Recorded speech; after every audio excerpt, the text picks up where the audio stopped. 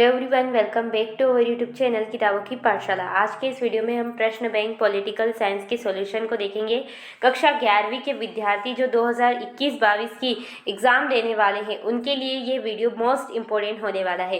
Because आपके जितने भी पेपर्स है वो क्वेश्चन बैंक से ही आ रहे हैं, तो बहुत ज़्यादा चांसेस है कि आपका पॉलिटिकल साइंस का पेपर में भी क्वेश्चन जो है वो बहुत ज़्यादा हद तक आपको क्वेश्चन बैंक से देखने को मिले। तो आज का जो हमारा चैप्टर है वो चैप्टर 8 है। हमारी जो संविधान वाली जो बुक है उसका चैप्टर 8 का हम सॉल्यूशन देखेंगे।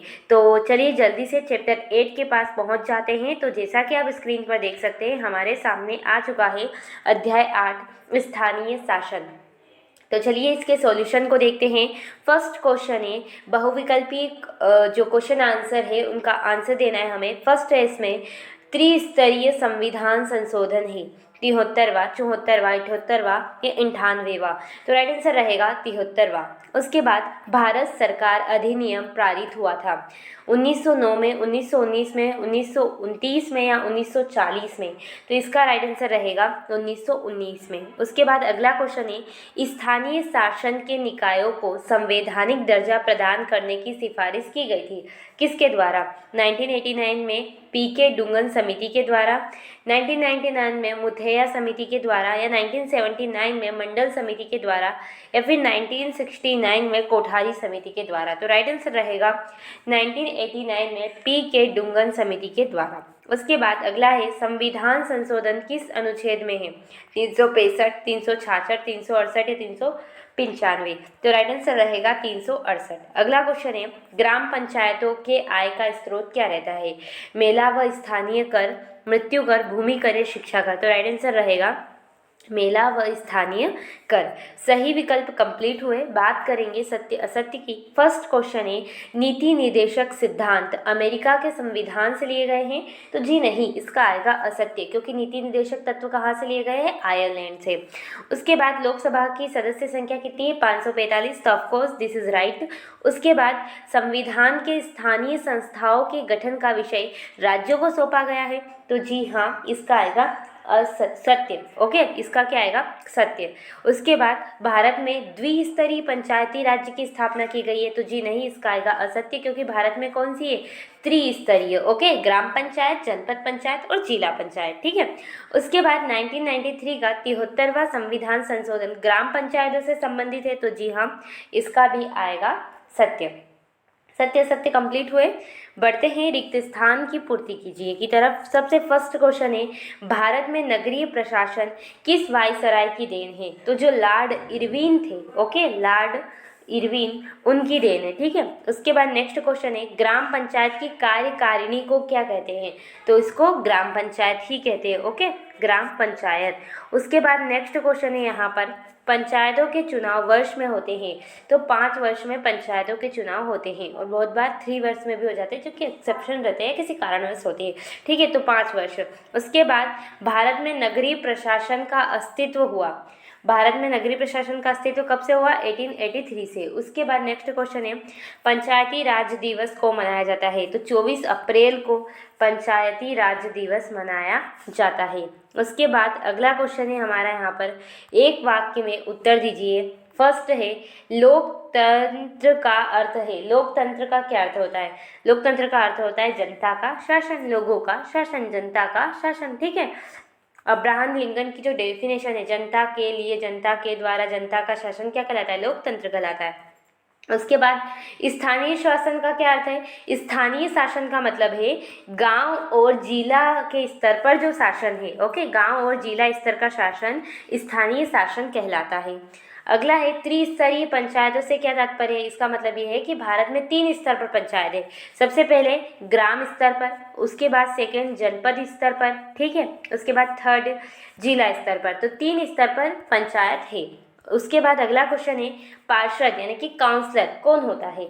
तो देखो, मतदाता द्वारा जो वोटर देते हैं, वोटर द्वारा या अपनी चुनी गई एक साम्य परिषद होती है, उसे पार्षद कहते हैं। ठीक है, ठीक से सुनना और नोट करना।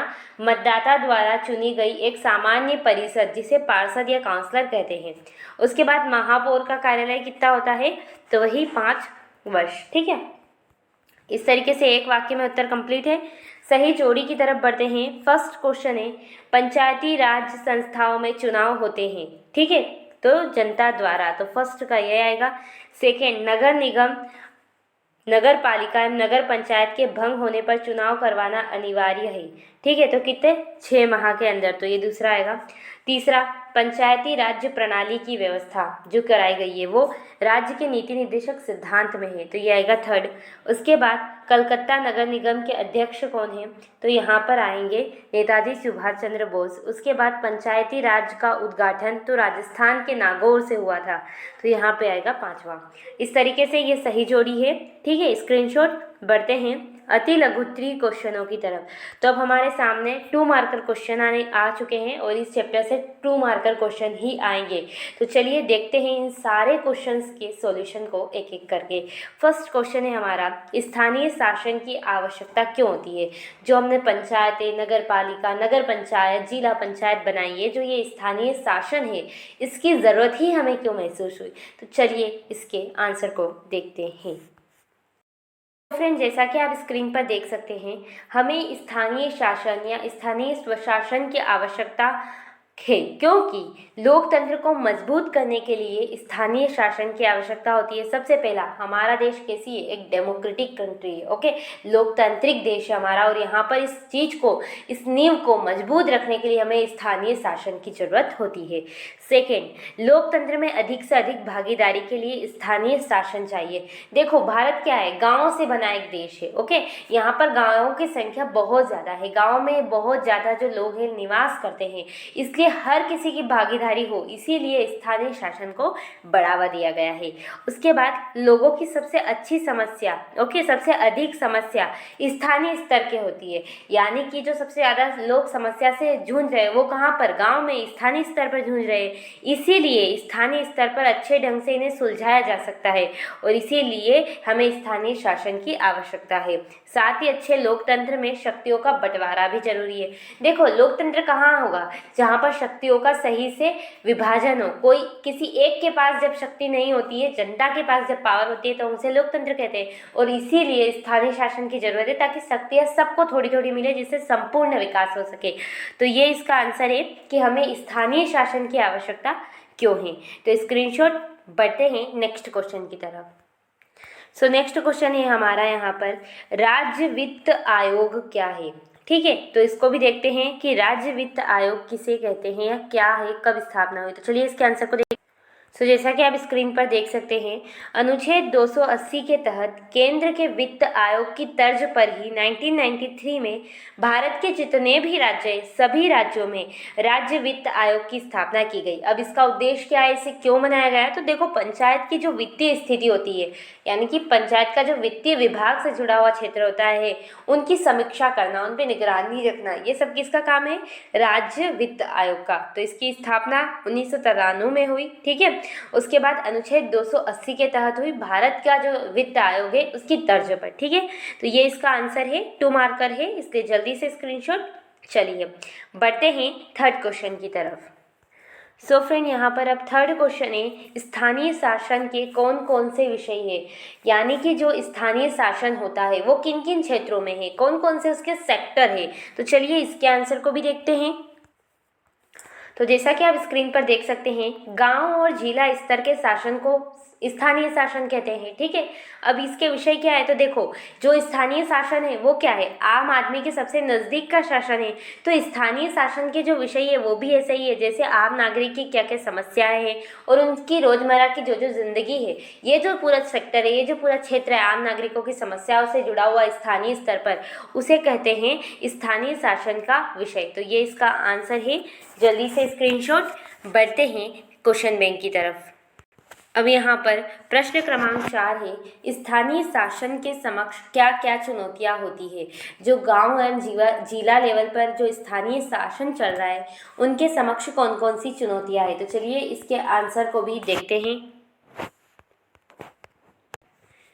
जैसा कि आप स्क्रीन पर देख सकते हैं, संघ की सभी इकाइयों के लिए संघ के सिद्धांतों को व्यवहारिक स्तर पर लागू करना। सबसे पहला, स्थानीय शासनों के लिए सबसे बड़ी दिक्कत क्या है कि जो केंद्र सरकार जो भी पॉलिसीज मेक कर रही है, पॉलिसीज बना रही है, उनका व्यवस्थित तरीके से इम्प्लीमेंटेशन करना, यानी कि उन्हें व्यवहारिक रूप से उस स्तर पर लागू कराना। सेकेंड, महिला और जो अल्पसंख्यक लोग हैं, ओके, उनकी उचित भागीदारी सुनिश्चित करना। ऐसी चुनौतियां स्थानीय शासन के समक्ष वर्तमान स्वरूप में सम्मुख या वर्तमान में सम्मुख खड़ी है। तो ये इसका आंसर है। जल्दी से स्क्रीनशॉट। चलिए बढ़ते हैं 6th क्वेश्चन की तरफ। सो अब यहाँ पर अगला प्रश्न है 74वां संविधान संशोधन क्या है। ठीक है, तो इसके आंसर को देखते हैं कि 64वां जो अमेंडमेंट है वो क्या था। तो चलिए इसके आंसर को देखते हैं।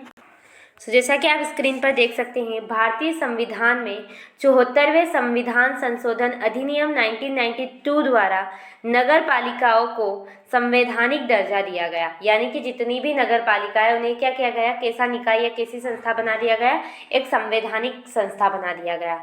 और इस संशोधन के माध्यम से संविधान के भाग 9 में क खंड जो होता है उसको जोड़ा गया।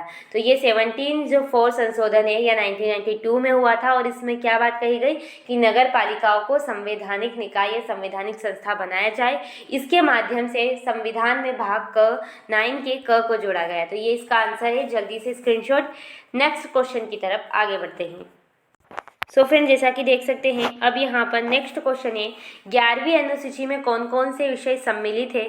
साथ ही जो आखिरी और लास्ट क्वेश्चन है इस चैप्टर का वो भी हम साथ ही देख लेंगे। 73वां संविधान संशोधन के प्रमुख प्रावधानों को लिखिए। तो चलिए दोनों क्वेश्चंस के आंसर को जल्दी से एक साथ विजिट कर लेते हैं। तो पहला क्वेश्चन ये था कि 11वीं अनुसूची में कौन कौन से विषय है। तो देखते हैं, भारतीय संविधान की 11वीं अनुसूची को 73वें संविधान संशोधन अधिनियम के द्वारा 1992 में जोड़ा गया। इस अनुसूची में 29 विषय शामिल है। इस अनुसूची में पंचायत की शक्तियाँ, ग्रामीण विकास, गरीबी उन्मूलन, बाजार, सड़क, पीने का पानी जैसे जरूरी विषय शामिल है।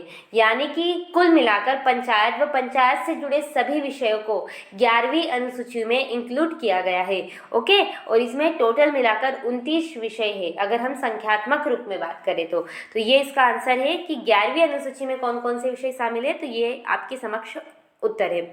स्क्रीनशॉट।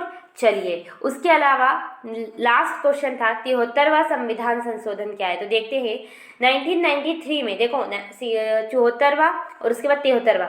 तो 1993 में संविधान के 73वें संशोधन द्वारा क्या किया गया, पंचायती राज व्यवस्था को संवैधानिक मान्यता मिली। यानी कि जो हमारा संविधान है उसने पंचायती जो हमारा पूरा सिस्टम है उसको संवैधानिक तौर पर मान्यता दे दी। इसका उद्देश्य क्या था, देश के जो करीब 2.5 लाख पंचायत थी, ओके, उन पंचायतों को और अधिकार प्राप्त करना, ओके, और यानी कि और अधिक उन्हें अधिकार मिले और उन्हें सशक्त बनाना। और उम्मीद थी कि ग्राम पंचायतें स्थानीय ज़रूरतों के अनुसार योजना बनाएगी और उन्हें क्या करेगी, लागू करेगी। तो इस तरीके से भारत में पंचायती राज व्यवस्था को लागू किया गया। तो ये था 73 अमेंडमेंट, 73वां संविधान संशोधन। तो ये इसका आंसर है। जल्दी से स्क्रीनशॉट। सो इस प्रकार हमारा जो चैप्टर 8 था इस स्थानीय शासन, ठीक है, वो कंप्लीट होता है। ऑब्जेक्टिव भी मैंने आपको बता दिए और सारे क्वेश्चंस के आंसर भी आपको बता दिए। तो आई होप ये वीडियो आपके लिए हेल्पफुल रहा होगा। अगर वीडियो हेल्पफुल रहा है तो प्लीज़ वीडियो को लाइक करें, शेयर करें, subscribe this channel. Thanks for watching. धन्यवाद।